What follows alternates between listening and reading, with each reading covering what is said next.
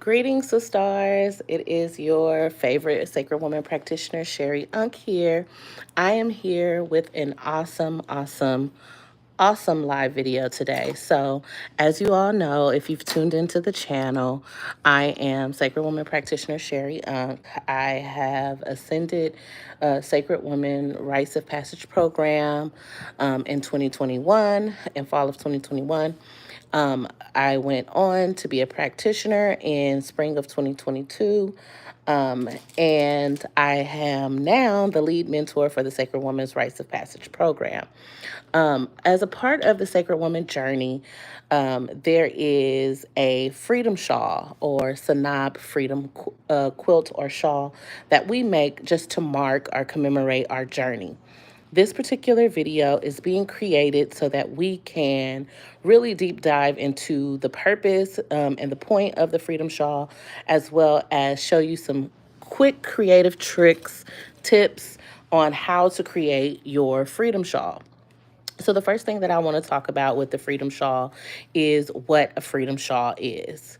In page 122 of the Sacred Woman text, let me go ahead and read how the Freedom Shawl is introduced. As you prepare to enter the gateways, you undertake the following ritual project.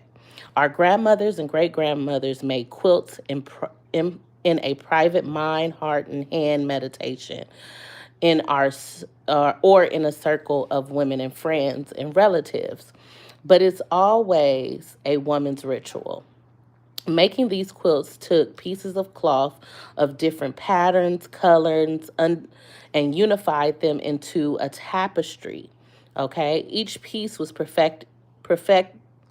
perfectly measured and sewn together in meditation or over interesting conversation that created a spirit of togetherness, joy, and laughter. Such quilts became monuments to our history. Today, quilts of unity become garments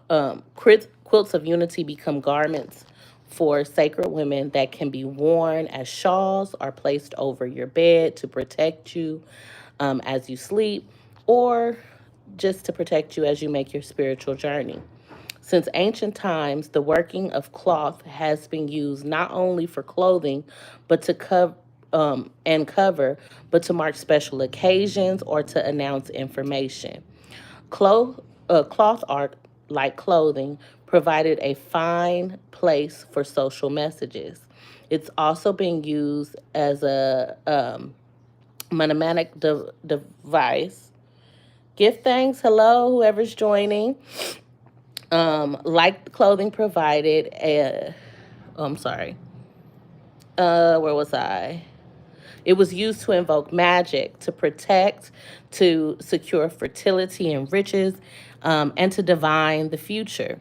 The spinning, weaving, and wrapping of cloth by women is an ancient practice dating back to our Kemetic origins. As early as the fourth millennium BC, the women typically sat on stools or on the floor to spin. The loom was pegged to the ground. Two weavers. Hello, sisters. I see some sisters who are entering.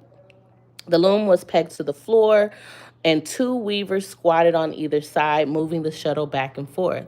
As sacred women in the making, we work our own cloth. We stitch ourselves into a tapestry of liberation and healing ourselves with each thread we spin, with each piece of cloth we sew. As we embrace the new pieces of our consciousness um, in the entry to each gateway, we are gathering ourselves into the cloth of unity.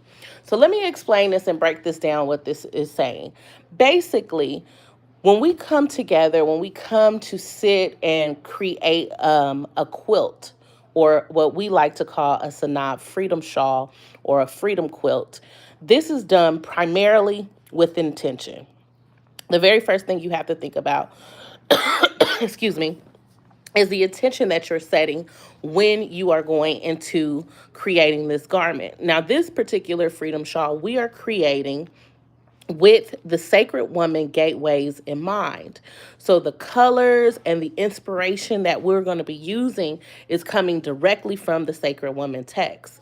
This information that I'm sharing about how to quilt can be found anywhere. And I'm sure there are plenty of videos that are a lot more clear and in depth on how to actually stitch, sew, cut your patterns, and make your quilt. What I'm going to be showing you is how I am inspired to make my particular quilt. Actually, I'll be making a freedom shawl, but I'm actually going to take the opportunity to make what's called a stole, a clergy stole, because I am an ordained minister, and so I would like to be able to wear this over any of my actual garments that I'll either be wearing when I'm facilitating ministry or when I'm at Ascension or meeting with my sacred sisters. So I'm going to get into it because I don't want to delay the hour. I'm going to put this up somewhere. Y'all got to forgive me. I'm going to zoom in a little bit so y'all can see me good. Oh, good. Y'all can see me. So I did get started on a little bit. So I want to give y'all some background information. When I first entered the rites of passage, I started to create a shawl. Now, I was initially inspired by this particular piece of fabric. If you are familiar with the gateways of Sacred Woman, you would understand that the first gateway is Gateway O, which is Nut. Nut is the celestial mother. She is covering the earth with her form, with her body. Her body is made up of the night stars, so the celestial constellations are all included in that. When I saw this fabric in Joann, which has the midnight blue look, and then it actually has the constellations on them, if you could see, I was blown away. I immediately knew that this was new. Now, I've had this little piece of fabric for about 4 years now. I haven't been able to completely construct my freedom shawl because it takes intention. And one of the things that I realized very quickly on when I started the very first time is that you really want to be able to sit and meditate in the space. So the first thing I would tell you to do is to set your atmosphere. Now, I am surrounded by all of my fabrics, needles, threads, all of the items that I'm going to use. But before starting this video, I set the tone of my space, meaning I lit my incense.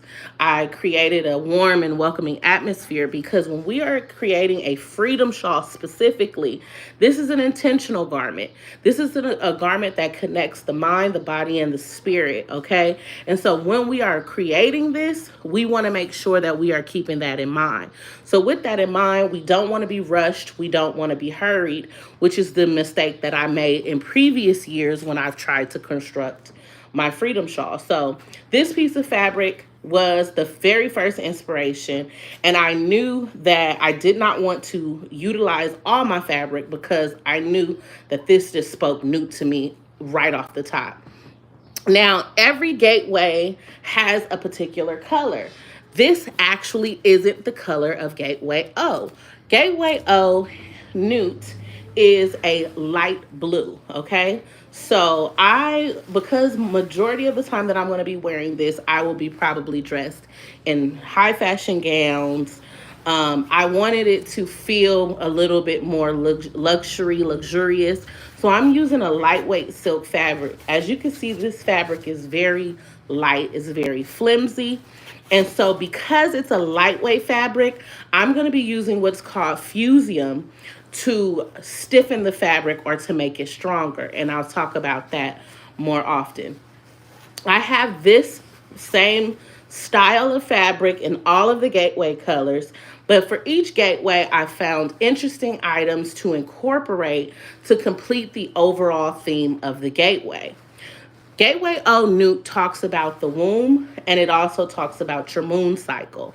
In addition to talking about the celestial guardian, Nut, which is the mother of all of us. She guides and protects us in her womb.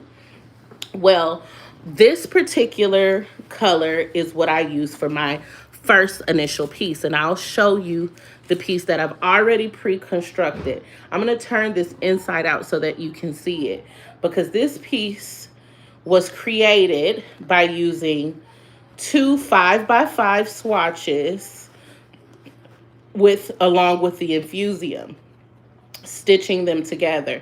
I'm going to show this demonstrated with another gateway color, but I just want to show you how this originally is constructed. So if you want to find details, pictures, and images of the different stitches, you can do so. I apologize about the background noise in advance. I do have to record this video with the natural sunlight because my light is broken. So please excuse any additional noise you hear in the background. Okay, so this particular piece, and I'll show you inside, is created with the blue fabric, this fabric right here. It also has our newt fabric, which is the celestial fabric, and it also has another piece of the silk fabric. Now, if you can notice, so those are three squares that are 5x5 in size. I'm actually using one of my quilting guides so that I can cut my fabric so that it stays consistent throughout my project, okay? You don't have to run out and buy anything special in order to do this. You could actually use a piece of cardboard, cut it to your desired shape size, and you could use that as your guide for your fabric. So don't think that you need to run out and buy anything. You also don't need to buy material. Chances are you have many of these colors available in items around the home that you may need to get rid of. And so it's really great, and it heightens the intention when you utilize fabrics that you already pre-own. Joann's in my area was going out of business. So I took advantage of that and I purchased fabric colors, solid fabric colors for each gateway. And I've been intentionally going into different fabric stores or looking for fabrics that remind me of the gateway. Okay, so this particular gateway fabric was utilized by using two of the blue squares. So two of these blue squares were used, as well as my pattern fabric, okay, which this one was a very light mesh fabric. And so because of that, I've done some extra things to fortify this, and I'm going to show you that now. So remember I talked about the lighter weight fabrics, okay? If you have a lightweight fabric and you want to add structure to it, the easiest way to add structure to a lightweight fabric is to use what's called fusium or fusible. And it's a fusible fabric. So this particular fabric is normally it's always white. But I have seen them in colors before, so you can find colors. It has a side that feels more like a felt material and is smooth to touch. And then there's the other side that is more textured in feel. The texture side is actually glue. So this is iron-on glue that will allow you to press and iron this onto the back of your fabric, okay? And so this is a great way to take a lightweight fabric such as the one we're taking and being able to stiffen it up. So I've already pre-ironed this. Once you cut out your size, and I'll show you, once you cut out your size, you're going to use your guide. You're going to cut out the appropriate pieces. And just because, for the sake of time, I will cut out a few pieces because I am going to need these very shortly. So I'm going to go ahead and cut out a couple pieces of fusium. Okay, and so I kind of like to try to stay in alignment with where I am. So I am going to take my guide and I am going to cut out an additional 2 squares of the infusium so that I can show you how to work with the fusium. okay? And so with the Fusium, you are going to need an iron. Now, they do make Fusium that does not require an iron. So they make Fusium where you can just sew it on. But, I mean, it's so much easier to just iron it on. So I decided to elect for the iron-on Fusium because I like it much better than the sew-on Fusium. Sew-on is really good if you're constructing something like a tailored suit that you want to be more precise with. So there you have it. I've cut out one of my squares of Infusium, okay? Now I'm going to show you how we sew that onto our lightweight fabric in just a moment. I'm going to cut out 2 squares so that I have them that I have them ready. I already have my gateway color cut out, as well as I have my my printed fabric for the gateway, my inspired fabric cut. Now, I have shown you gateway O for gateway newt. The one that I'll be reconstructing today is for Taert. I am intentionally going to show you a little bit of my sacred word, but I haven't found the printed fabric that I want to use for sacred word as of yet, and I want to be intentional, as I said, so I won't be sewing that one today because I don't have a fabric that really speaks to me for sacred word as of yet. And so I'm going to just show you what I have. I'm going to unfold this and get this out of the way because we have worked with this. So I'm going to show you how I put the Fusium on the back of the fabric, okay? So what you're going to do is you're going to take your fabric and you're going to identify where the actual front of the fabric is. Now, I'm using a fabric that is very versatile. It's a 2-sided fabric. So both of the sides look virtually the same. However, when I hold it up to the light, I can see that this side is much more shinier than this side. It has more of a little bit of a dull to it. And so as I hold that up and just confirm that that's the side I like, let's see. Okay, I'm going to go with this side because that side looks a little better than me. Now that I have the right-facing side placed down, I am going to then go with my Fusium fabric and I'm going to feel for the textured side, okay? The textured side of the Fusium I'm going to put here. I'm only showing this part as a point of reference. I'm not going to spend the entire video showing you how to sew and construct because there's much better videos than I could create out there about how to sew patterns, how to sew your squares for your quilt. But I do want to give you an idea of how to do that. And so this is this. So we're going to, now that we have that placed over, we're going to iron this on.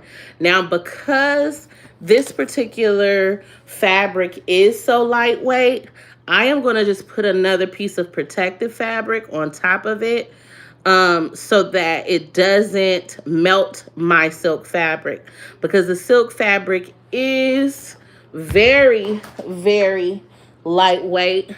And it will burn, so I have to be mindful of that. Also, I just noticed that I hadn't had my iron plugged up, so we're going to plug up the iron. It's going to take a second. While I'm doing that, I want to talk about some of the other things that I'm going to be doing with my fabrics and the different things that I like. So there are several stitches that you can use. I'm going to try to hold this up. This is the blue side, so you might be able to see this a little bit better. There's several different stitching types that you can use when constructing a garment. You could just stitch it regular how you like, or you can do what I did, which is called a running stitch. It probably has about a few names, but a running stitch basically allows the needle to go in and out It loops back and then it goes over. So it's creating a reinforced stitch around the entire perimeter. I went and sewed 3/4. So 3 of the corners I've sewn. The fourth I'm gonna leave open because I need to attach it to my other fabric. Once I've done that, I've sewn those 3 sides, I can now flip my fabric out inside out. And so this is what creates each one of the patches, this step that I'm showing you now. So we started by putting together our infusium so that we can stiffen up our thinner fabric. And then we're gonna go and put the pieces together so that we can sew another square like this one. So now that the iron is pretty hot, I am going to take the iron and I am going to go over my fabric. And so this is going to allow me to infuse the fusium to the fabric, my choice fabric, okay? My colored fabric. Because as I told you, my colored fabrics are made of silk. They're very thin. And so I needed to make sure that I included something that would help that stick, okay? And so you don't have to go over it too much. As soon as you iron it, a few seconds, about 10 to 15 seconds, the fusium sticks. And as you can see, it got stronger, okay? So this is how it was before. This is how it is after the fusium. It gets stiff, okay? That could stand to have a little bit more iron. So let me iron it just a tad more.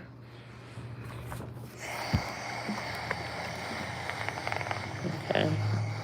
Now make sure that that's sticking real good. And it's also going to be reinforced when we sew. So even if it didn't stick perfectly, once we get to sewing our sides together, it'll be reinforced, okay? Now we're going to take our other side. Now, traditionally, you don't have to infuse both sides. You can infuse one side. But I want both sides to be pretty firm and stiff so that they are less likely to wrinkle as much. And I just think that it created such a great structure for my pocket that I want to replicate that. Like, that's a good foundational piece. And if we look to how thick it's going to be a perfect stole. It's going to make a perfect stole for me. So I am super excited. Okay, now I'm going to do my other piece of infusium to my green backing. As I told you, I'm going to skip Gateway. I'm going to skip Sacred Word because I don't have the printed fabric, or I wasn't able to find a printed fabric that I was most inspired by. And because this time I am definitely being more intentional, I don't want to just pick anything. So this time around, I am going to make sure that I take my time. This is a 12-week journey for many of you who are going through the Sacred Woman Rites of Passage program. This is a 12-week journey, so you don't have to feel so rushed to have this shawl down now, or to, you know, oh, it's this week, I have to do this piece this week. Yes, that would be great if you're able to. However, the most important part of this is that it's intentional, okay? Because not only are we making this fabric so that we can have something to commemorate our journey, but we also want this to be able to edify and amplify us as we go through the rest of the gateways and even beyond, right? And so now I've created these 2 squares, and this is for Sacred Foods. So the color for Sacred Foods are green and brown. I decided to go with green because green reminds me of the earth. It reminds me of plants. So I'm actually going to use this green instead of brown. I do have some little burlap that I'm kind of considering. We'll see how that goes. And I also have these beautiful key limes. So I'm going to start off with the key limes because the key limes have really been like really, I don't know, they were sticking out to me. So what I'm going to do with the key lines is something different. So as you saw with the previous square, I actually took the 3 pieces of fabric, okay? I took my 2 colors that were basically done just like this, and I took the 3rd piece of fabric, which was my printed piece. And the way that I sewed these 3 together, I'll just show you for demonstrational purposes. But I basically took one of my fabrics and I put it face up, okay? So I'm gonna put that one face up, and then I'm going to meet this one. You could do it face down or face up. Honestly, just make sure that you do the same on both. But I'm gonna put that one face up, right? So this is how I did the more sheer fabric because I decided to use the whole sheer fabric. I'm actually going to cut these lines out of this fabric, so I'm not going to do it that way on this one. But I do want to show you if you have a fabric, a second or a 3rd piece of fabric or a sheer fabric, how you would want to do that. So I put it on this way, and then I'm going to put the top one face down. And so what it looks like is this, right? It looks like both of the infusiums on either side. And then we have our printed fabric in the middle. That's going to create this right here. I'll pop this back inside out so you can see. Sorry. That is going to create this. So this is how I created my first pocket, just to show you.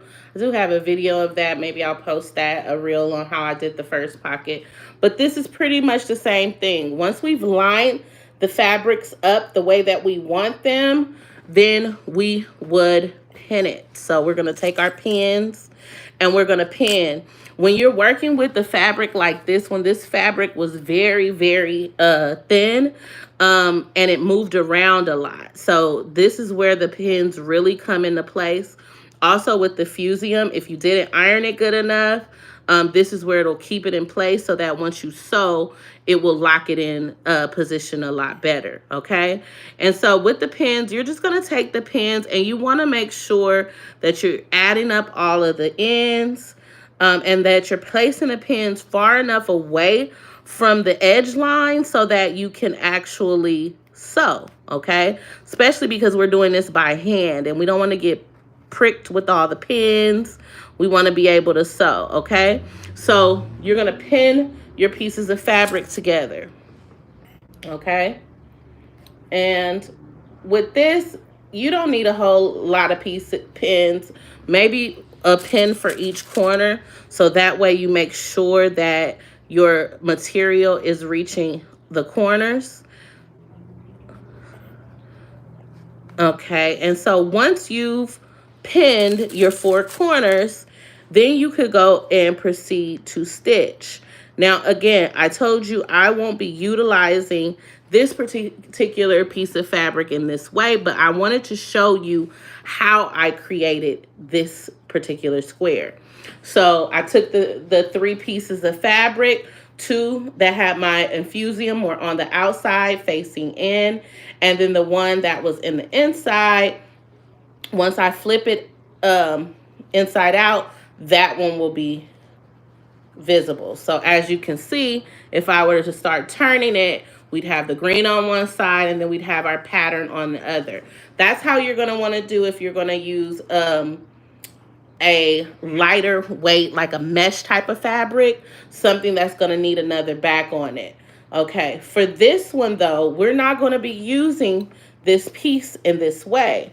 So what I want to do first, I'm going to have to take this piece out, and I'm going to repin it without this piece, because I'm actually going to use these key limes as appliques. I'm actually going to put them on as an applique onto this. So I'm just going to use these two facing each other. Again, like we said, I'm going to put the frayed ends to each other, so that makes a lot more sense. And then I'm going to put these together. Now, I see there's a few of you who've been on here. Thank you so much for joining. So far, do you have any questions? I can see the comments. So if you have any questions, feel free to let me know, and I can see if I can answer them. Okay. So, again, I want to make sure that I put my pins in a way where I can sew. I'll have enough space too. We want to make sure that our corners and our edges are matching up. And all these little frayed pieces, we don't have to worry about, because once we turn the pocket inside out, we won't even see that anymore. Okay? So I'm just prepping my fabric squares so that I can have them perfectly attached. Pinning is a crucial step, okay? Now, once I do this, I am going to, before I show you the stitch, I am going to show you a few other items that I have. So, one of the things that you can do with your fabric is you can cut out shapes.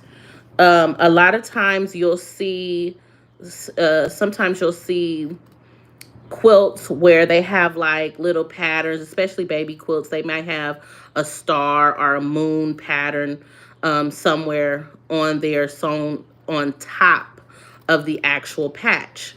That's basically what I'm creating with these. I'm going to use these key limes, and I'm going to sew them directly on top of our pocket squares, our patch squares.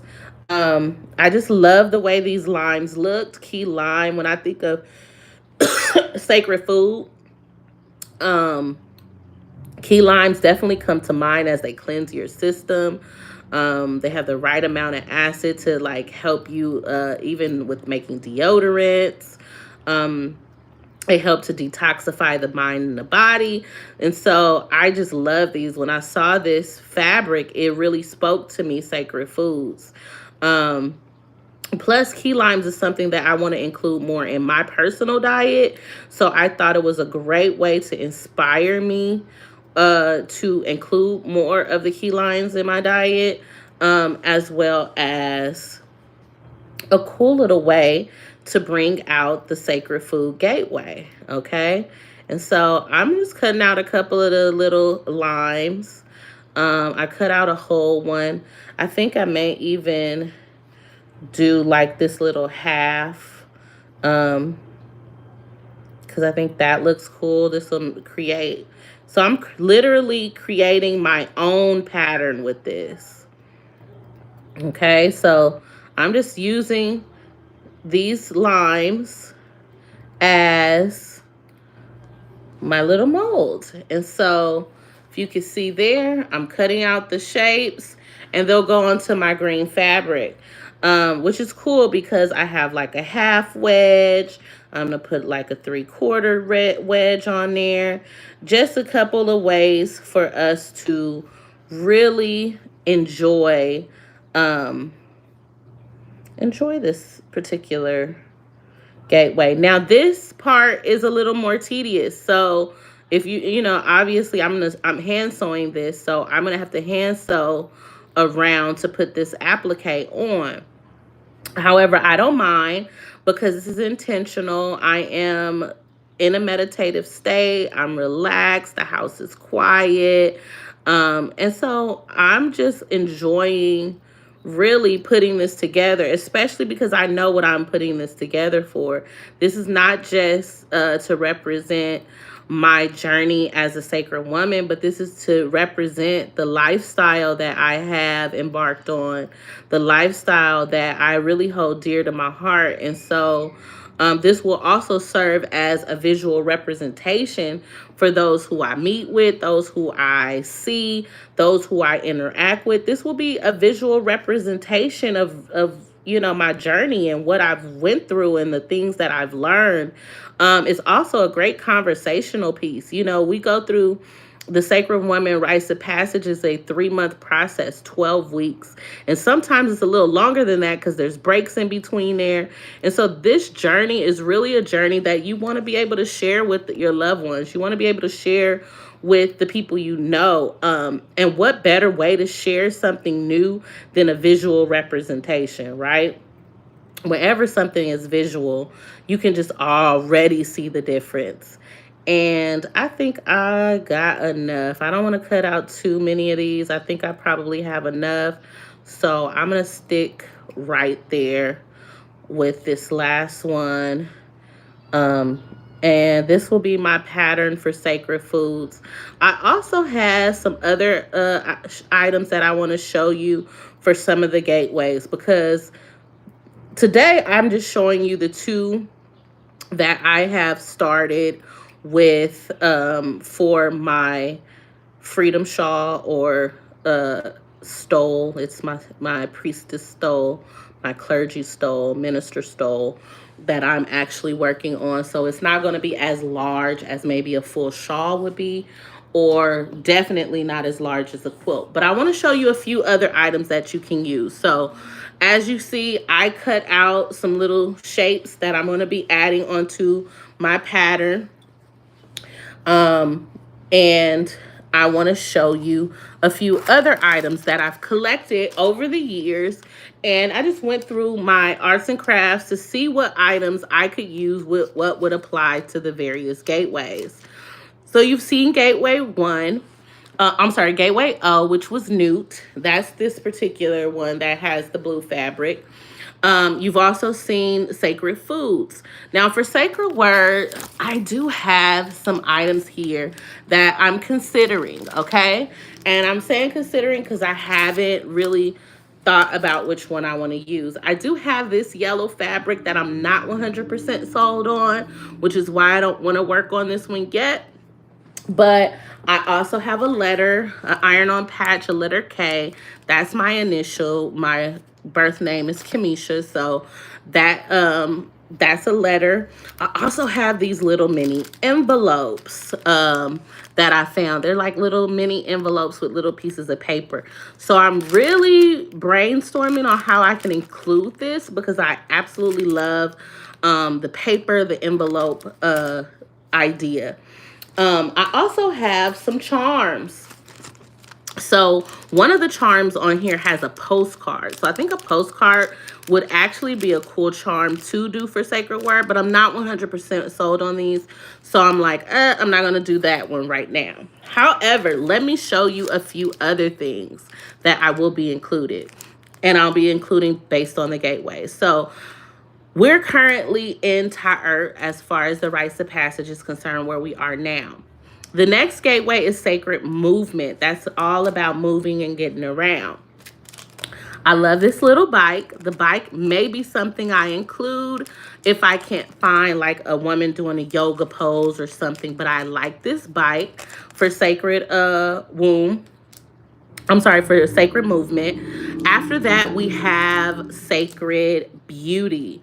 Sacred Beauty is a gateway where I'm probably going to want to add something reflective. So I haven't found anything for that. I did have these little, let me show you.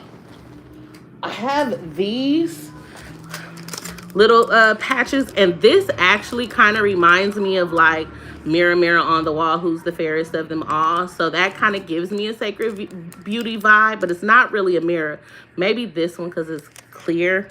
Maybe that one could pass off as a somewhat of a mirror. So I'm looking at that, but we're not there yet. Another gateway that will be coming up soon is Sekhmet, which is sacred healing. Now, Sekhmet, is the lioness. So I have a little cat print here that I may want to include as a part of my printed fabric. But it also has a bag here. And that's where we talk about our medicine bag. So I'm definitely going to put the bag on there somewhere. After Sekhmet, oh, I'm sorry, I missed Sacred Space. Sacred Space, Gateway 5, that comes after Sacred Beauty, before Sacred Space. These have some little keys on there. So if you can see, there's a little keys on there that's talking about your space. So I'll probably put that charm on there. There is a clock on here for sacred time. I also have these beautiful pink hearts, which are iron-on, which I'll most likely be using for the pattern for sacred relationships. This is usually, we have a saying that we always say in sacred relationships, my mother, my heart. And so when I saw these pink hearts, that's the color of the gateway. So I'll be using that. And these are iron-on as well. So as you see, I have a plethora of different items to choose from. I'm also going to be utilizing beads, okay? So beads are something that is very special to me. I collect beads. I absolutely love working with beads. And so because I have many of the different gemstones in bead form, I'm actually going to be incorporating some of the gemstones from each gateway through beads. So like, for instance, this is cornelian. I'll put a few of these cornelian beads on the gateway. I believe that's for sacred movement. I have some, what's this? This is, it say emerald, but I don't know that this is emerald. But this says emerald. These are some emerald beads. This one looks more emerald to me. This one has more of the emerald feel. But I have various beads that I'll be utilizing in order to incorporate the crystal from the gateway into my fabrics. Now, again, all of these things are optional. The important thing to remember is that this is your garment. You construct it the way you want to, utilize the elements that you want to use. So without further ado, I am going to go into how to construct your patches, okay? So again, I spoke about utilizing the interfacing, pinning them together, and now we're going to do a simple stitch along the border, okay? So there's two types of stitches that are usually used whenever you're quilt making. One is a running stitch. That stitch pretty much goes loops back, goes loops back, goes loops back, fills in the blank, and it's a very tough, tight stitch. There's also a stitch called the blanket stitch, where it actually loops over the edge and goes back. The blanket stitch is usually the stitch that we use when we are putting two of our squares together, okay? So the running stitch is good for making the foundation of your square, and the blanket stitch is a great stitch to use when you're combining the two squares. So I am going to take my needle and threads, and they're over here, and I am going to construct. Now, I have actually been utilizing the thread that came with the needles because they're already pre-threaded, and I'm like, why create more work for myself? Plus, this part is not going to be shown, so I don't have to really worry about the thread technically matching at this particular phase. And so, because I am being intentional, and I want to not be wasteful, I'm going to just use the threads that are already threaded. So this is some black thread, and this is actually going to be perfect because it'll allow you to see exactly what I'm doing. So the thread has been doubled. So if you could tell, this is actually a double thread. Let me make sure I could come up so you can see it. This is a double thread. It's 2 strands of thread tied with a knot at the end, okay? This isn't pretty long, so it's not really going to last me very long. I'll have to replace this a couple of times, but this will serve as a great starting point to show you, okay? What I like to do is kind of snip off any of the excess, because sometimes the excess gets tangled as we are constructing. Okay, and so I'm gonna snip off some of the excess, and then I'm gonna find me a corner that I want to start with. I've already tied a knot on the edge. I usually do my knots like 2 or 3 times. I don't care about it being a little big. I would prefer to have a strong knot than to be trying to make it, you know, not big. So that's the way that I prefer to construct it. Another thing that I will say is you can sew your appliques onto one side first if you prefer to do it that way. I'm not going to, because I don't really mind the thread showing on the other side of my garment, because I just think it just ties it all together. So but if you don't want the applique stitching to show on the other side, then you would have sewn the appliques on before doing this step. But I'm going to do this step because we're almost at an hour and I want to at least show you this. Thank y'all for hanging in there with me. A few of y'all been on here for a while. Are there any questions or comments? Talk to me. I talk back. Okay, so we're going to start right at the corner, and I honestly want to be close enough to the edge, but not super close. So I don't want to be super far from the edge, but I do want to be kind of close. The reason why we don't want to go too close on the edge for me is because the type of fabric I have, as you can see, will fray. So I don't want to go so close to the edge that it goes into the area that is fraying, which is this part right here. So I'm going to come in just slightly more than I probably would on a thicker fabric that didn't fray, so that I don't have to run into that problem, okay? Also, I want to look through on both sides. So I'm looking and I can see that that didn't add up quite the way that I wanted it to. So I'm going to do that again. Okay, it's really important that we get a good start. So now I'm locked in. I done went through the first time. This is where you are going to start to create the running stitch, okay? So we put our needle through the back. It came out the top. Now what we're going to do is we're going to poke our needle through, and we are going to like poke it through to the back side and then turn it right back to the top, okay? And so as we do this, we're going to see it secured us a tiny little dot right there, okay? And then our thread is coming out on the other side. Now this is how the stitch starts to run. I'm going to go back to where that tiny little dot is, right? And you see my, let me hold it correctly so you can see. So this is my tiny dot. This is where the thread is coming out. So I'm going to go back to the tiny dot, and I'm going to go pretty much inside that same dot, or you can go a little bit ahead of it. It's completely up to you what you feel comfortable with.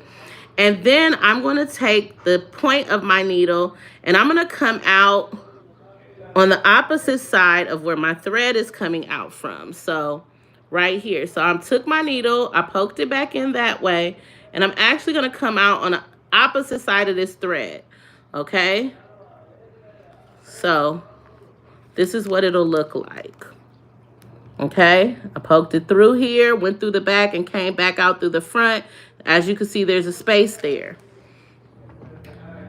Now, as I continue going, I want to show you what this looks like. So every time we come out, we go back into the empty space. And what I'm noticing that's happening with my thread is that I have to straighten it out. So every time we come out, we're going to go back into that previous area and then poke back out on the opposite side of where our thread was coming from, leaving some space, and we're going to continue, okay? And as we continue this method, you'll see that it's not only creating your stitch, but it's actually kind of back stitching it for you. So you see that? It's kind of back stitching. If you look on this side, it's back stitching it. So it's reinforcing it, okay? This is an easy stitch, okay? Very easy, beginner level stitch. Anyone could do it. I'm not using a thimble. I would suggest using a thimble. A thimble is a little finger sleeve that helps protect you from poking yourself. I'm just being mindful since I don't have my thimble. I'm just being very mindful not to poke myself. I'm also being mindful of the thread. So I want my thread to come out smooth and even. And I want to make sure that I'm always keeping this flat as I'm going. I'm not pulling so much because if I pull too much, it's going to bunch. So I'm going to just keep going. And I will keep doing this all the way until I get completely around. And I don't know why it's so hard for me to do while I'm talking, but y'all get the idea. Y'all get the picture. Greetings. Who is that? Eternal Sunshine. Hello. Who is that? Bree. Hello. Amin Ali. Who is that? Damaris. Thank you all so much for joining this video. I've had a little challenges. I've been sewing and trying to figure out how to record this. This is something I've never recorded myself sewing, so I apologize if you can't really see, but I just wanted to show you what the stitch sort of looks like. So if you take a look at the stitch, as I'm doing this running stitch, skipping back and forth, it is creating a really nice tight stitch across the top. You see that little loop in there? That's because the thread wasn't pulled tight. I'm gonna just straighten that out. And sometimes that happens with the double thread, so you gotta go in there and straighten it out. Okay, but this is all a part of the process of sewing your Senab Freedom shawl. It says, it's swim, thanks. Oh, give thanks. Thanks for tuning in. I'm glad you got a chance to catch me live. I am going to try to edit this video so it won't be as long, but I decided I needed to create some content for my channel. And my channel is focused on my beautiful sacred life. And so part of that is my journey as a sacred woman. A huge part of that is my journey as a sacred woman. It has really transformed my life and my lifestyle, and it's still making transformations for me every single day. And so because of that, I like to share my knowledge, my input on the particular gateways and the different things that you find in the book. The book is a wealth of knowledge, ladies. This is like something, honestly, it is the Black Girl Bible, the way that I feel about it, because it gives us so much information on how to honor and hold ourselves accountable for our own lives. The journey of a sacred woman is really an empowering journey because you are not putting your life in anyone's hands. You are really taking ownership for your life yourself. And that's what many of us need to do, especially us melanated women. We need to take our power back. And so this shawl, being very intentional this time as I'm doing it, I'll tell you, the first couple times I tried to do this shawl, I was not intentional at all.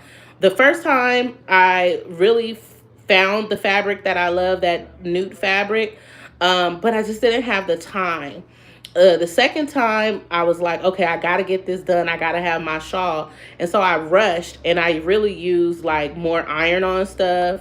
I didn't hand sew it and it ended up falling apart. And so when you're creating a spiritual item, and this is one of the things I've learned in Sacred Woman, just with viewing myself as a sacred individual, viewing the things that I do as ministry and as sacred, I no longer rush to do things that are important to me, right? So when I'm making product for clients, when I am making something spiritual for myself, I'm not going to rush. I'm going to take my time, because the intention that you do anything in amplifies once you've made the thing, right? So we have to be more intentional about the way that we do things. And so with that, I'm very intentional about making sure that when I'm doing something like this, I want to make sure that, I'm really putting my heart, soul, and my love into it. Oh, I probably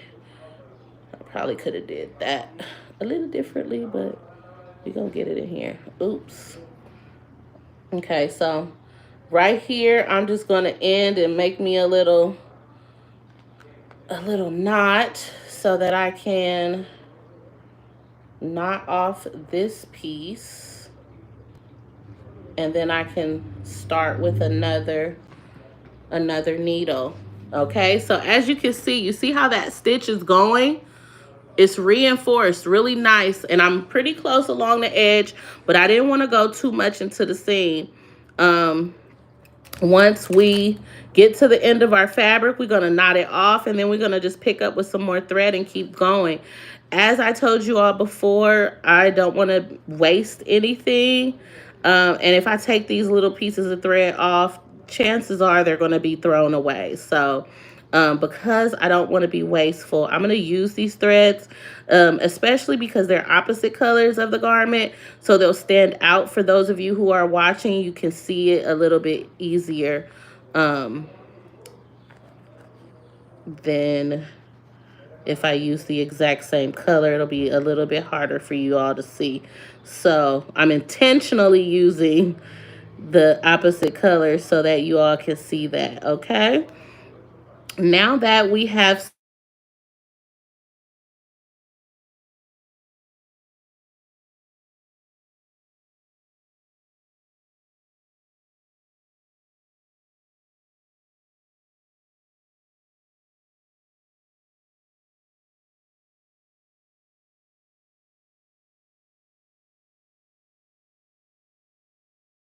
was already threaded, so I'm just taking the threaded needles and going on about my business. Hi, Swim Robin. Thanks for tuning in. Have you started on your shawl? Have you started on yours, Robin? Or any of you? Have you started on your shawl? If you've started on your shawl, let me know. If you're having any trouble, let me know. I'd love to see how I can help or how I can be of assistance.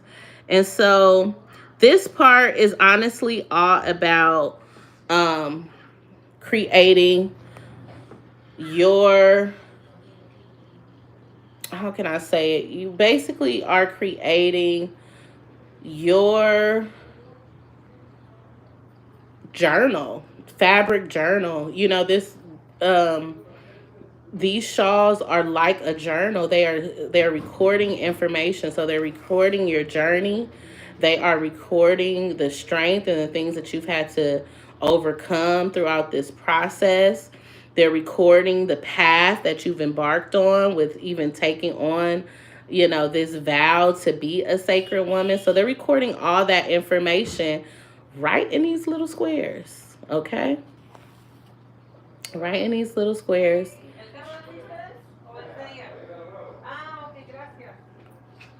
Okay. And so we are taking the time to finish this off. Let's see. It says, I have all my colors represent the gateway. I just wasn't sure how big or small I wanted to create it. Okay, great. That's a great point. So let me give you a couple hints.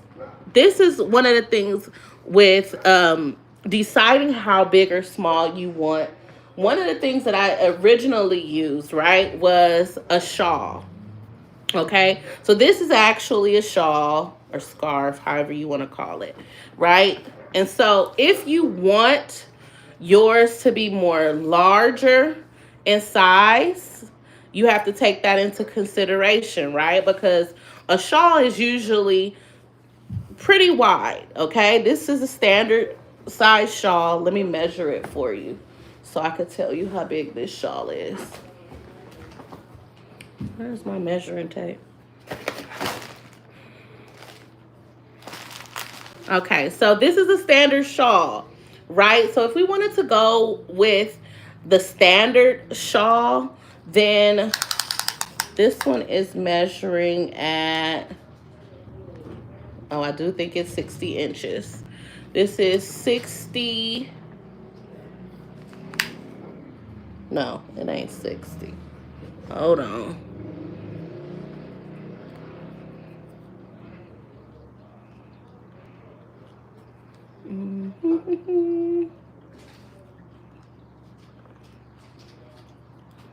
So this is 26 by, let's see. This is a standard shawl, so we're just gonna measure it just so we can kind of get a rough estimate if you wanted to go for the standard shawl. And that goes up to, so it's a little over 60 inches. I would say probably about 62 inches. So this is 25 by 62. It's probably about a standard shawl length if you want to do your shawl that big. Okay. Most quilts use maybe an 8 by 8 frame of reference, or you could use something bigger. This is definitely much larger if you're doing a blanket, but it depends on whether or not you want to do a quilt or a shawl. If I was doing a shawl, I probably wouldn't go any larger than 8 by 8. I'm doing 5 by 5, so my squares are 5 by 5 because I want mine to be more like a stole, or the prayer sashes that you see like the reverends or clergy wear.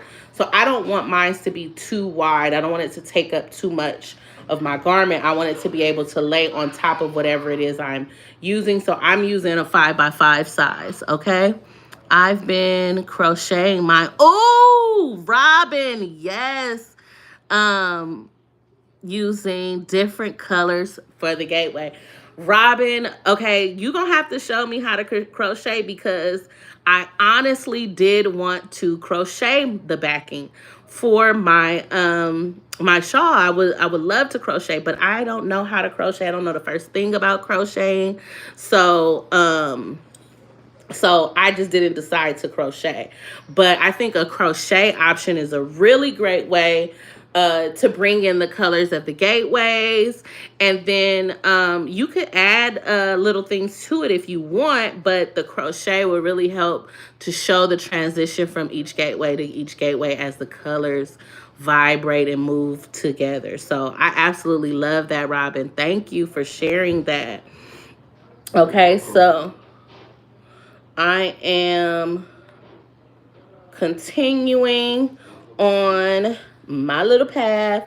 So as y'all can see, I am constructing this by hand using minimal tools. So you can really do this shawl however you like, right? You can create whatever images you want, utilize the gateways to inspire you, utilize the text to inspire you, utilize some of the images that you've seen to inspire you, or things that you just envision as you're dreaming about this shawl, right? Because this shawl kind of gets stuck in your mind.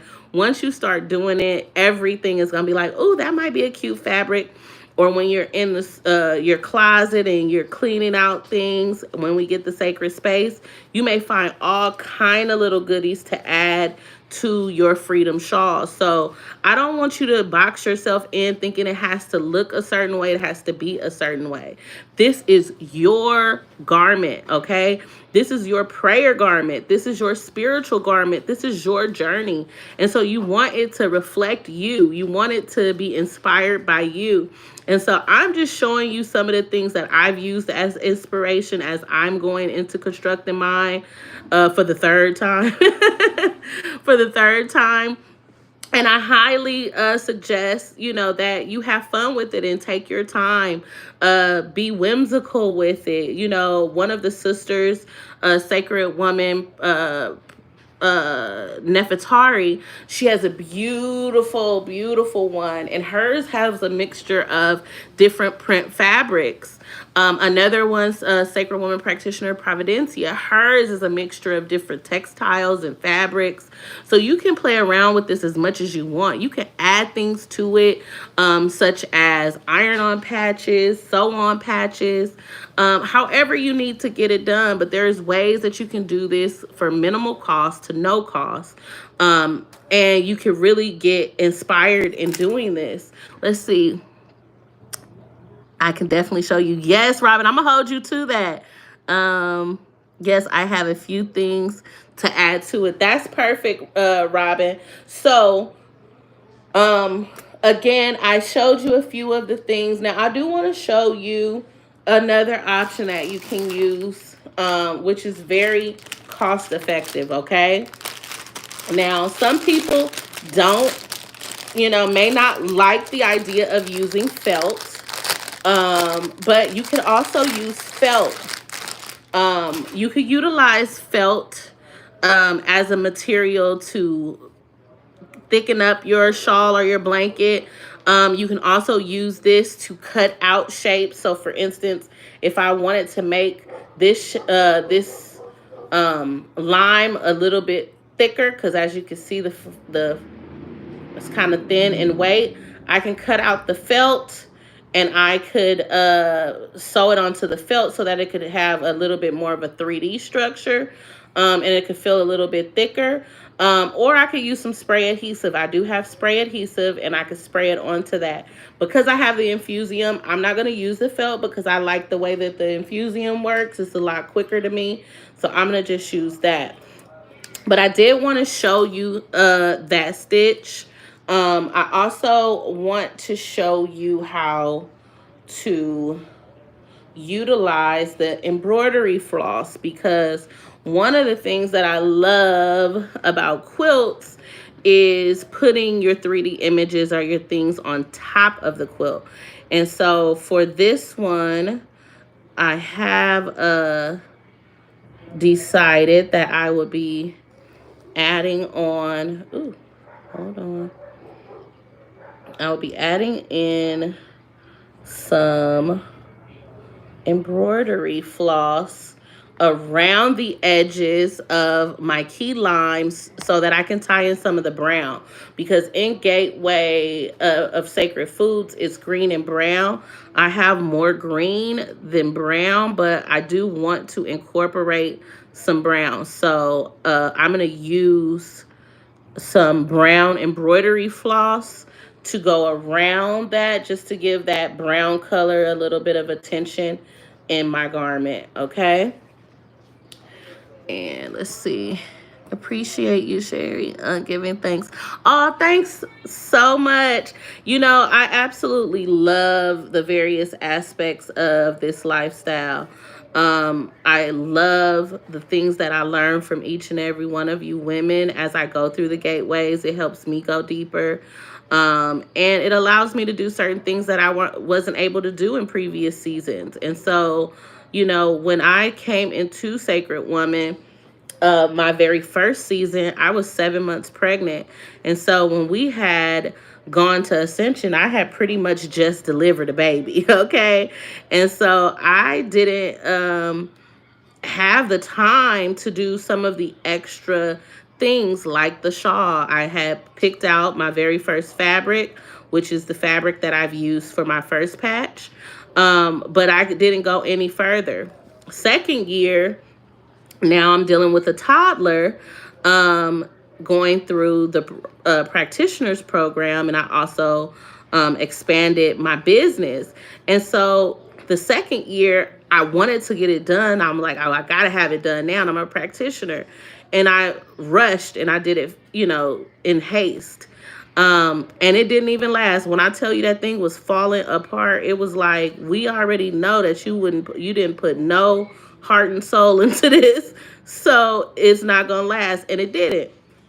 And so that's why you see me here constructing again.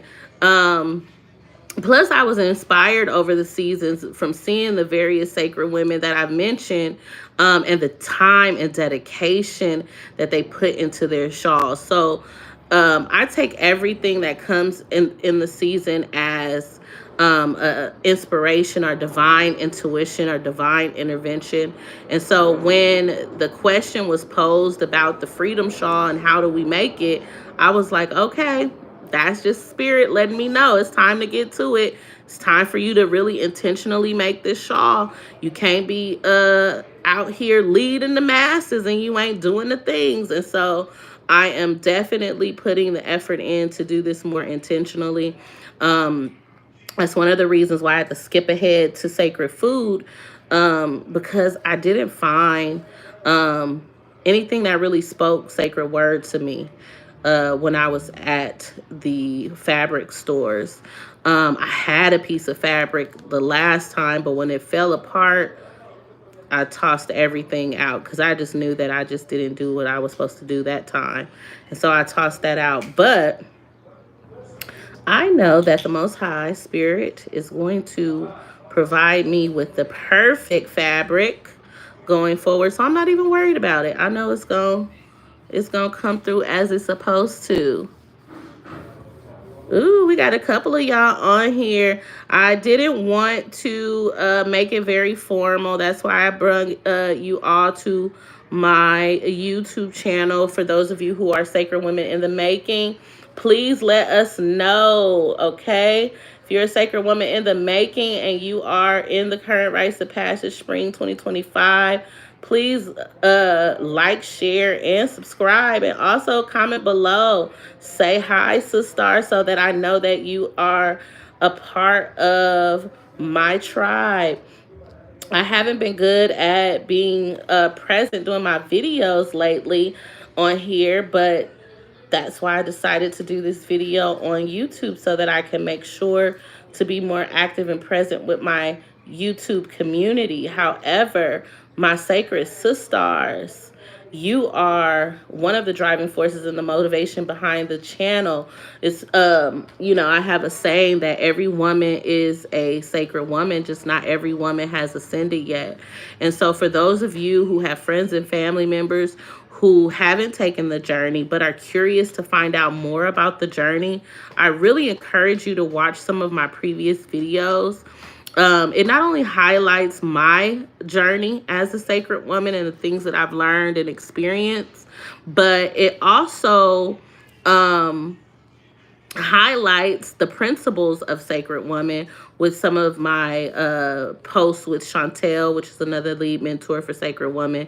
It highlights the benefits of this lifestyle and the principles that we learn, right? A lot of people think that Sacred Woman is a religion. And this channel is to dispel that nomer. This is not a religion. This is a path of self-care, of self-awareness, of self-accountability. And so this particular path is the path that women of color, especially melanated women, we need this in order to connect back with our soul self, our spiritual body. Because of the trauma, because of the pain, because of the survival mode that our parents, grandparents have had to live under for so long, it's really kind of created, in a sense, it's created a mask, a persona that many of us live by that doesn't even really truly reflect who we are. And so the whole journey of Sacred Woman is to get past the trauma, to embrace your lived experiences, right? So we're not embracing the trauma, but we're embracing our lived experience, because that experience is what made us who we are today. The good, the bad, the ugly. Whatever experiences we've gone through is what makes us who we are. And when we try to forget those experiences, we forget who we are, right? And so in that, we forget the power that we hold.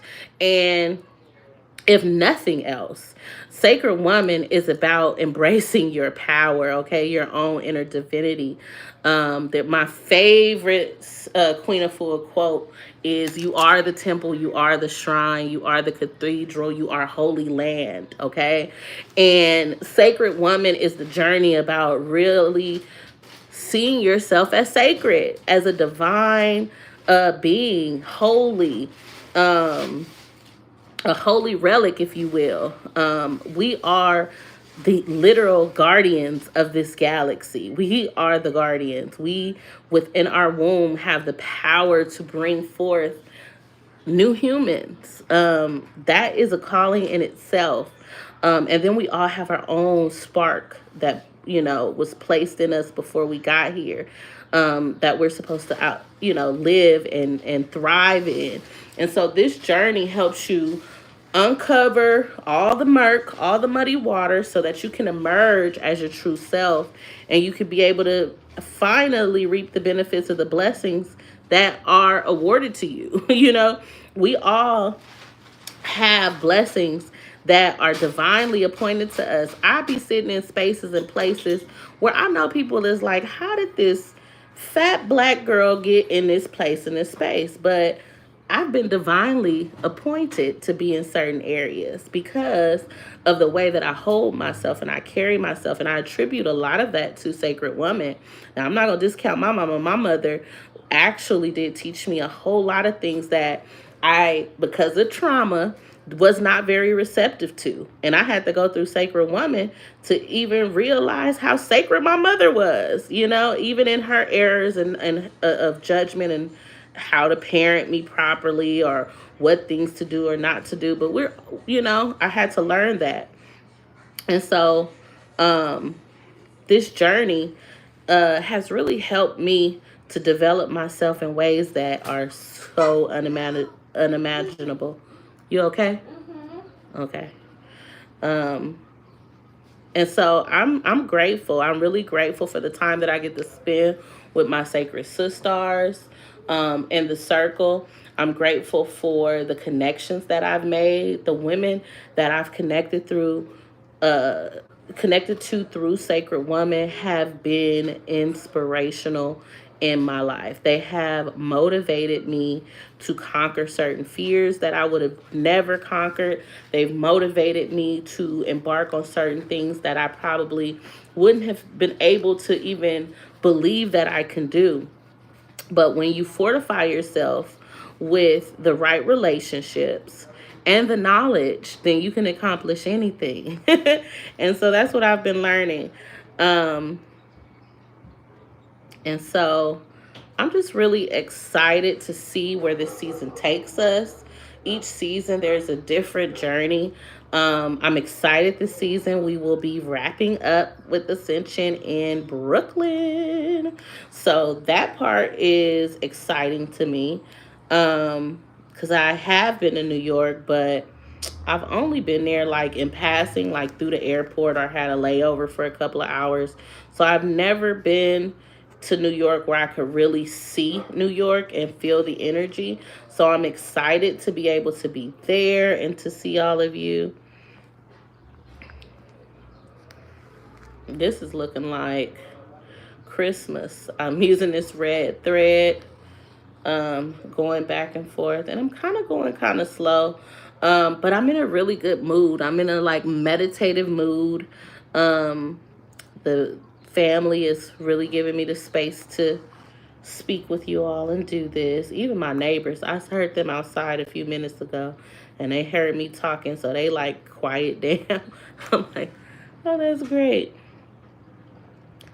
It's amazing how the world responds to you once you start to see yourself as a sacred woman and really start to hold yourself as a sacred woman. How have you all been doing? I wanted to ask, how have you all been doing with the whites? Have you felt any difference since wearing your whites? Those of you who are on, has there been anything that you've noticed differently happening to you when you're wearing your whites? That was one of the most intriguing thing about being a sacred woman and wearing the whites.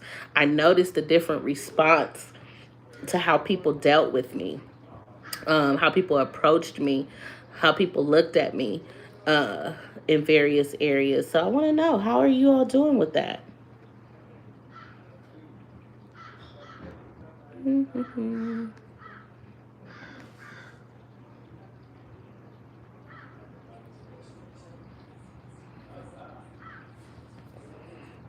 Okay. I do two sides or three? Oh, that was two. So this is going to be the last side.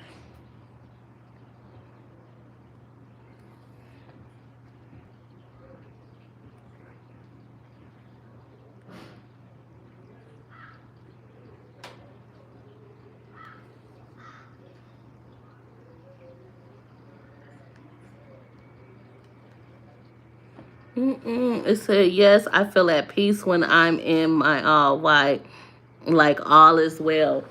Absolutely. One of the first things that I learned about wearing the all white is that there is a sense of reverence that you have when you're in all white. And then there's a sense of reverence that other people give you when you're in all white. So we all know we wear the white because white is a color that does not really absorb the other colors. So dark colors tend to absorb other colors. So for instance, black absorbs everything. Okay, it absorbs all of the colors, all of the energy. We wear white because it helps keep us from absorbing the energy of those around us and those we come in contact with. And because this is a spiritual space that we are in, when we are sharing, sometimes these stories are hard and heavy. And so it helps to protect us from that. And that's also why we cover our crown. But I noticed once I started wearing the white, how the guys responded. They was like really feeling like, oh, hey, queen. I got the hey, queen all the time. I mean, you wear the white and you wrap your head, it's like automatically everybody acknowledges you as the queen. So I absolutely love that part. Um, oh, shoot. Now look what I done did. I done got it a little tangled. Oh, there we go. Fixed it. This is, I wear white hair wrap at work all the time now. I don't like how I feel when I don't have. Oh my goodness, that is me all the way. Okay, so I started wearing this turban. I have locks. My locks are pretty long now, but when I first started, my locks were very short, and I started wearing the turban because one of the Musa Nefer had this beautiful emerald green turban, braided turban on when she did Sacred Beauty, and I could not get the turban out of my head. So I literally went online that night because I'm like the Google champion of the world, girl. If I see anything online, if I see anything anywhere, I will find it online. Okay, you better believe I'm gonna hunt it down and find it. And so I found the scarf and I ordered every color I could find. I ordered a couple of white because I saw that the whites was a little more expensive and they took a little longer to come. So, oh, I'm back. Oh, good thing I logged in enough time so it could just continue. Y'all, I was just running my mouth and talking, didn't even realize the phone was going dead. But I saw what you posed, Robert. She said that right. They running open doors. Girl, have you noticed it? I mean, they be on it. And so that's one of the things that I've enjoyed in regards to um, embarking on this path is really seeing how people respond to us because they do respond. There's a sense of reverence that we get as sacred women. The Hey Queen, when they see us, different level of respect that you get in your various uh areas that you might be, even if it's at work or at home. I even noticed, my king man, he responds to me so differently. He's like, oh, Sherry Unk. That's what he always says, Miss Sherry Unk. Because I have really embraced my Ren, which is my comedic name, and we'll get to that sooner or later. But I've really embraced and connected with my Ren in such a way that people in my everyday life um, have started to acknowledge me by my Ren. Oh, this is a long video. Okay, we in here, y'all. And y'all been rolling with me, Robin and uh, Eternal Sunshine. Y'all been rolling with a sister today. Y'all been hanging in here. Thank you so much. I appreciate the energy, the love, and the support. Um, I'm definitely gonna be making more content for you, sisters. And feel free, like I said, to invite others to the channel. This channel is not just for sacred women who have ascended. This is for all women. Because as I said, I believe that all women are sacred women, just not every woman has ascended yet. And so this is my way of sharing the sacred woman information to those who are ready and willing to listen. Also, this is um, my forum for expressing the things that Spirit has placed on my heart to share with my tribe, which are those who follow me. Just really things that I know that I'm supposed to get out. So one of my spiritual gifts is, excuse me, one of my spiritual gifts is that I'm able to channel words of wisdom. And so this is my platform to really share that. I do Sacred Sundays, which is a Sunday inspirational message that I give, spiritual enlightenment. I was doing it in my shop, but I wasn't getting a large turnout. I was getting just maybe a couple people that would come every week. And so I decided to do it virtually because I do know that one of the spaces that I hold dear is the virtual space, because I have a lot of sacred sisters, or we have a lot of sacred sisters that are all over the country. I like to make things available for everyone. So that's why I've been doing that. I saw something that says, we're from Chicago, me and Trinice. Oh, that's Trinice. Okay. Are here for it all. That's right. Oh my God, y'all might be related to me. So I have a ton of family in Chicago, Robin. A ton of family. My grandmother's baby sister, my grandmother is passed on. She's transitioned, but her baby sister, Aunt Honey, just turned 80 at the beginning of this year. She had her 80th birthday. And my grandmother's sister, Aunt Honey, had 13, no, Aunt Honey had like 8 kids, I think. And one of her daughters had 13 kids. And so it is so many of my family out there. So I'm going to just say, hey, cousin, too. Robin said, hey, cousin.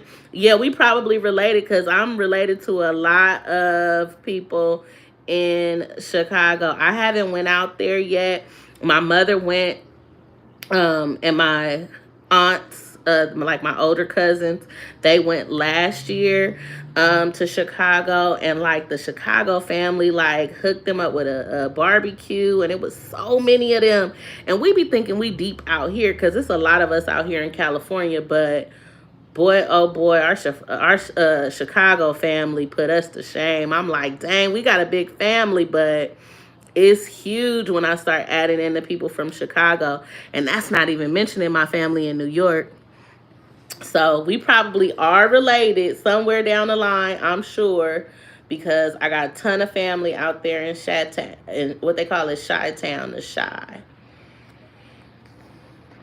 And I'm really kind of rambling, but honestly, um this is what these quilting circles were. Like when the women used to get together back in the days, they'd be talking about all kind of stuff, life lessons, relationships, recipes. I mean, they would be talking about whatever they needed to. Um, Casual conversation, joyous conversation, spiritual conversation. That all happened when women gathered together, especially when we gathered together doing something creative.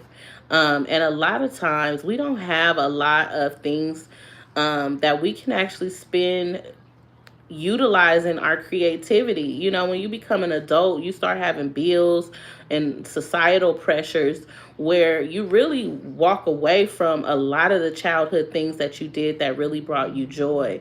And so as I'm doing this, one of the things that I'm noticing is that I miss this type of time with myself, this type of time to just hear myself talk or think in the sense I'm thinking out loud with y'all, but to hear myself think, um, to listen to spirit, to most high. If I wasn't being engaged on this platform, I'd probably be listening to some music or just, you know, listening to the sounds of nature or what's going on around me, because we don't often get enough time uh you know, to do these things. And so when the book talks about this being a ritual meditation, it really is. It really is a meditative ritual. Like, honestly, I've been doing this. I feel really good while doing it. Talking to you all is really making me feel at ease and feel good. Now that I finished off the 3 sections, we're almost to where I'm going to combine the 2 fabrics, and that's where it's going to get a little bit tricky, but hopefully I can do it seamlessly, okay? I'm going to add my appliques last because I want to give you all the opportunity to see how we combine. So I was doing the running stitch, and if you look up running stitch, I'm sure someone has a easier way to see it, but as you can see, it just really enforces your stitch. I'm going to snip my thread, and then I'm going to turn this bad boy inside out so that we can see our square. Okay, and this is my second pocket that I did, but this would actually be for Gateway 2. I haven't done the pocket for Gateway, but I'm gonna show you how to connect these two, even though these aren't the two that supposed to connect. I'm gonna show you how to connect these so y'all can know.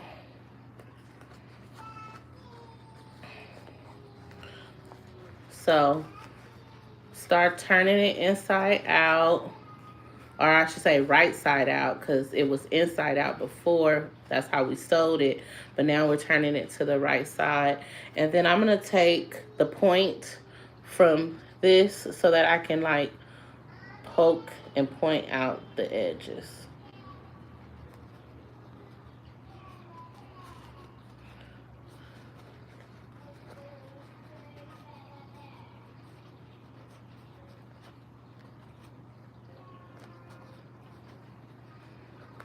Okay, and this just helps us to get more of a pointed edge. Okay, want to get those points on the edge if we can.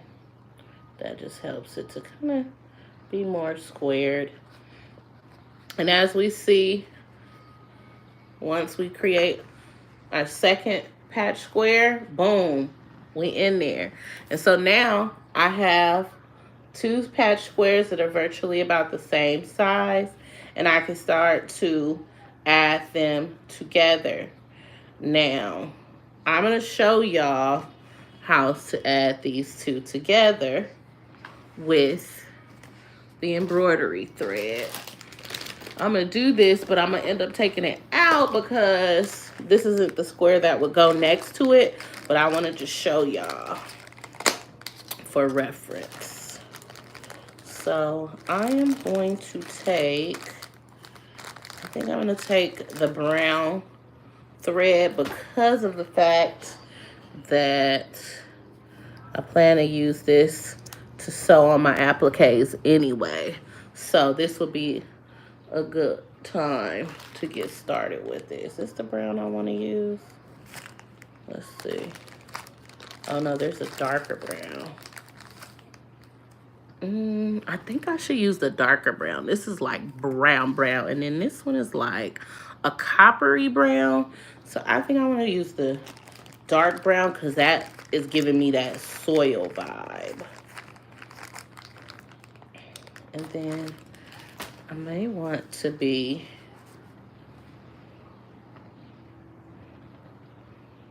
a little loose with this.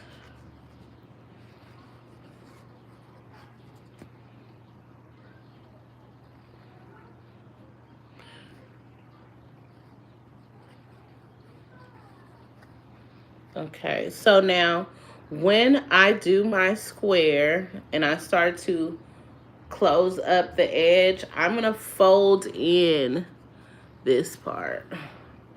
I'm gonna fold that in some because that will help to keep those little frayed edges off. And keep me like in a better alignment with the material. So I'm gonna fold that in, and then I'm gonna take my pins and pin it. Okay. This is going to help keep those frayed edges out the way, as well as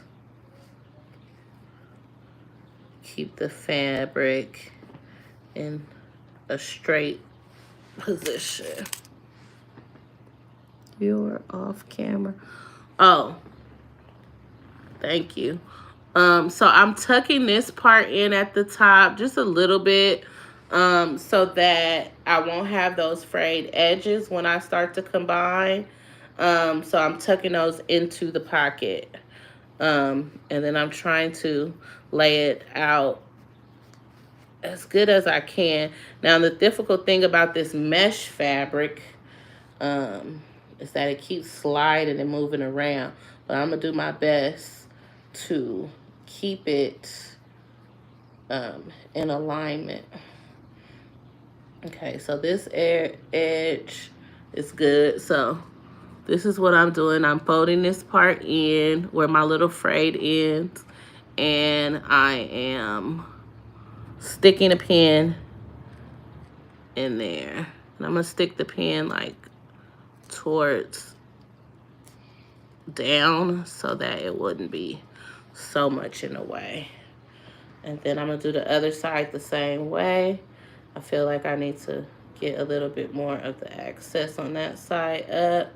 So I want it to be very on point. And so this is the way that we guide ourselves to help keep everything in line. So did the same on this side, and now I'm gonna just pin so that it can stay like that.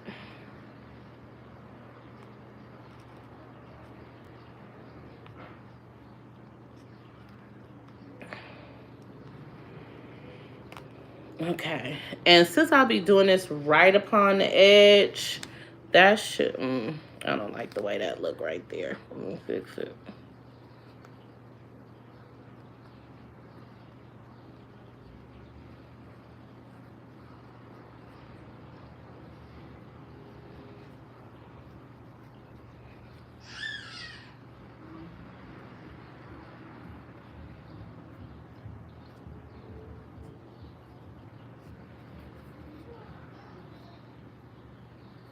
Okay.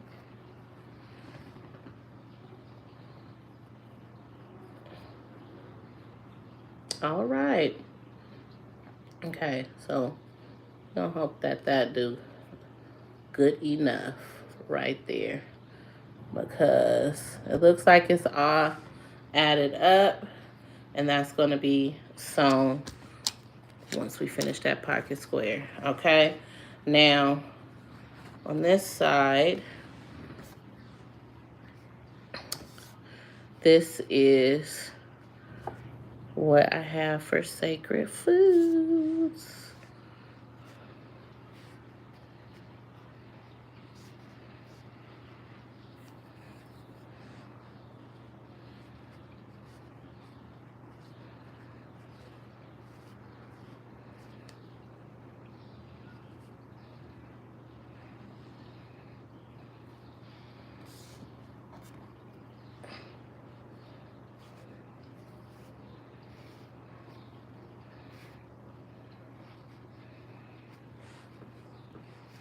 Okay, so I have to play around with that part, but let's go ahead and thread our needle. So for this part, I'm gonna use the embroidery floss. Embroidery floss usually comes with a couple of strands, and so we're going to just kind of take about 3 of the strands, 2 or 3. I'm gonna do 3. Yeah, so this is a 6-strand embroidery floss. So I'm gonna take 3 of the 6 strands to do my edging. Okay, it looks like I'm gonna take 2 because that's what's separated. Oh wait, there we go.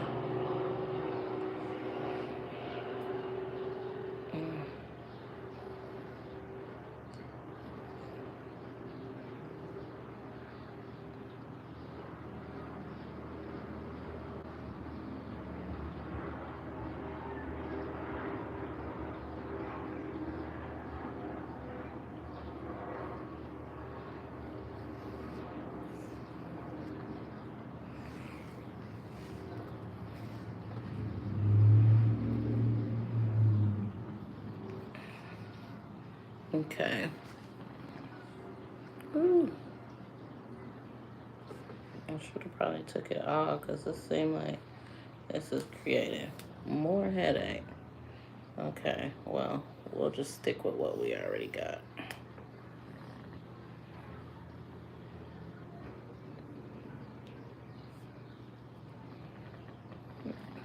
Okay. Put it on our new thread.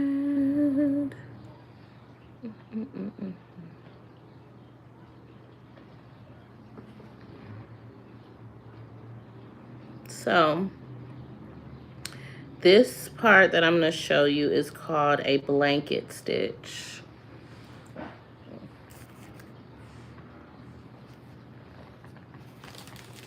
Oh, I found something.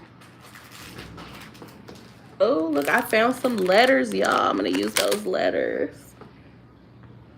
See, I've been having all kind of stuff in this thing that I don't even know that I have. So I'm definitely going to use those letters for sacred words. So I might be inspired to do sacred word tonight after all. I'm not going to keep y'all that long, though. I'm trying to show y'all this last stitch. And then we can get off of here. I will come back with a part 2 of this during our next break for Mother's Day, which is probably when I'll show everything coming together because I think we might have to wait.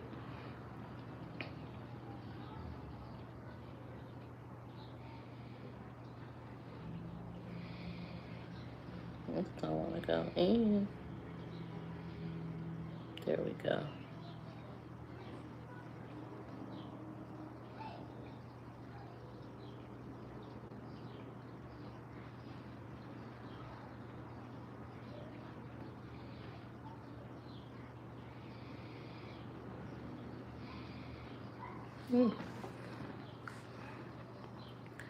Oh, shoot. Here we go.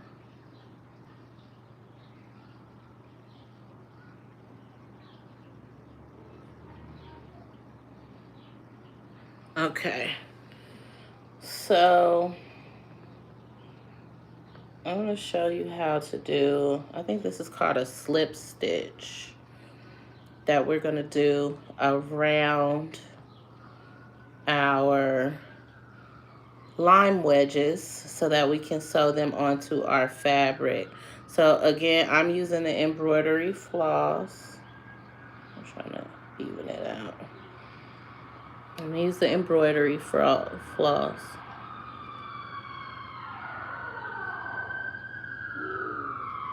Well, I know y'all hear the fire truck, y'all. I live in California, so just bear with it. Okay, perfect.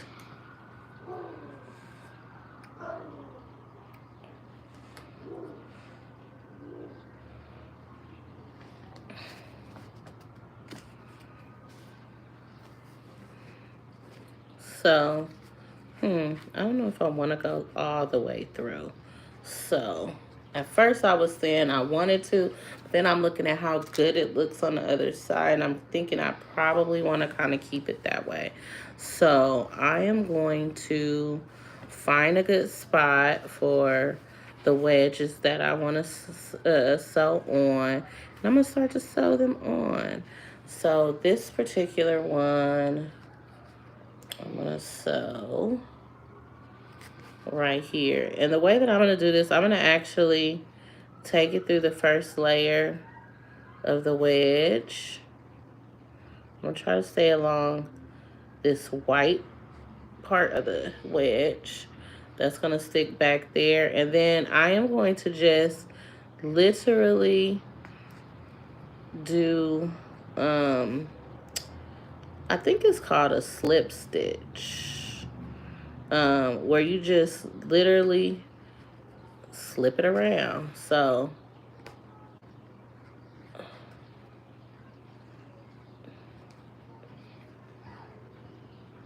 I definitely should have pinned this. So don't be like me trying to be fast. Pin your little wheel so it'll stay in place. So I'm pinning my wheel, and this stitch is going to go around the wedge. And I'm using the brown. Like I said, I wanted to incorporate the brown in here, and so this is how I'm incorporating it. I'm staying right alongside the outside of the wedge and then coming in as I go around. And so it's creating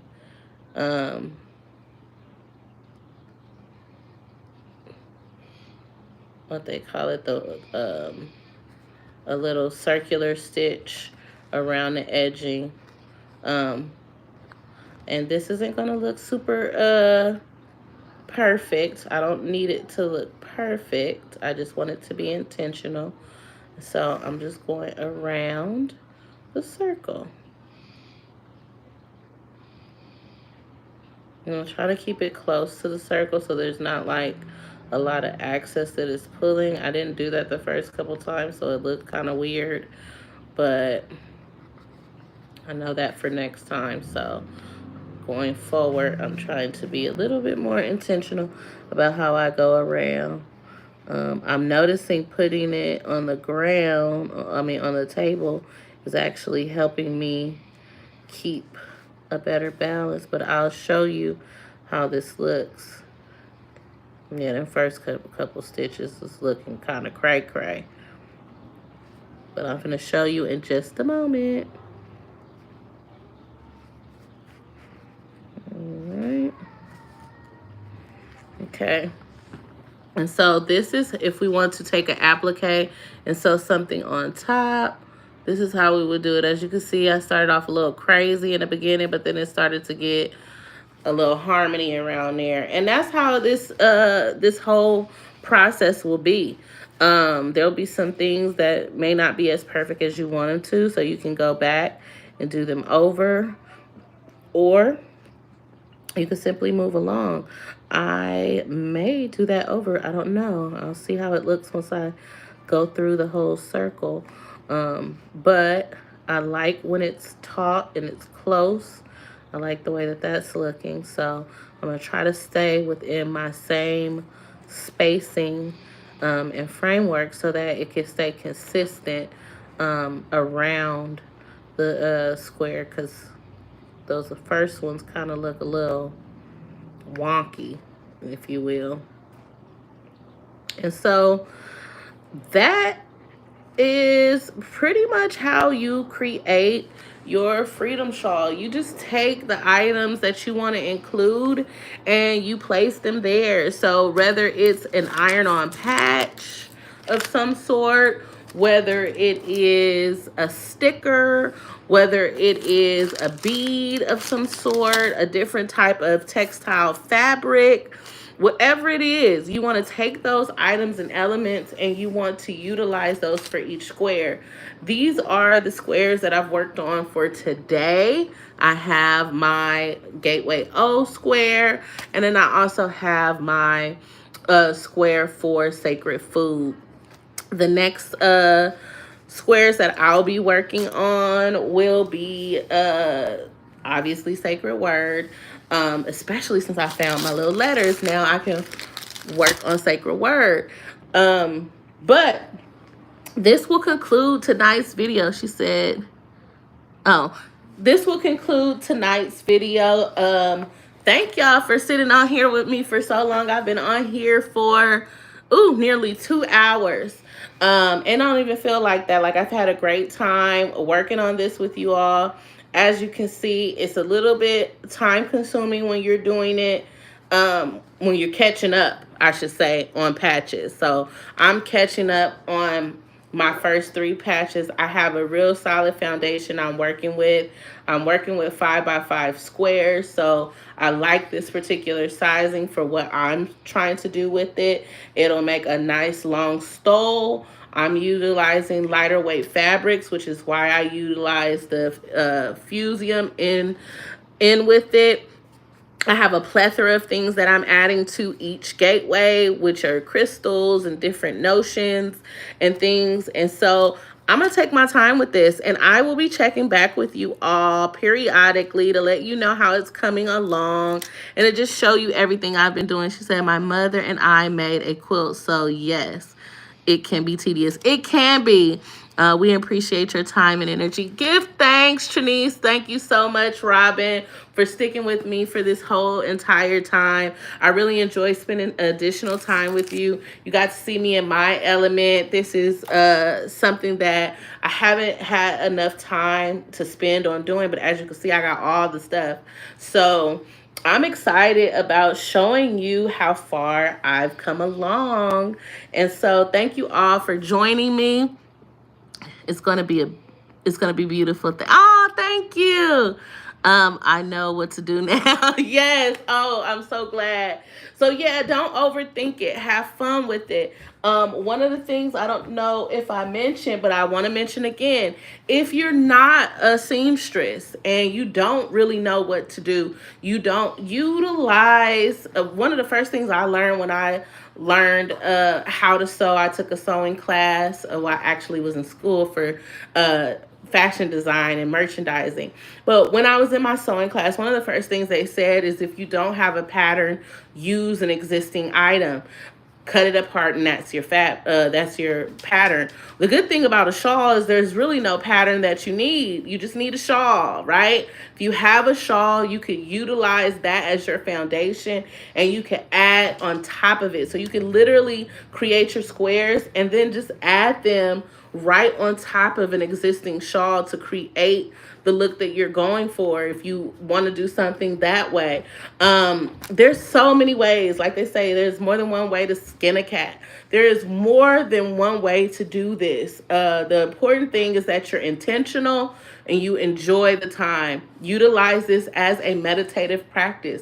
So when you have a little few moments to yourself where the family is giving you the autonomy to be in your own energy, sit down, take your tools out, and get to going. You don't need anything fancy.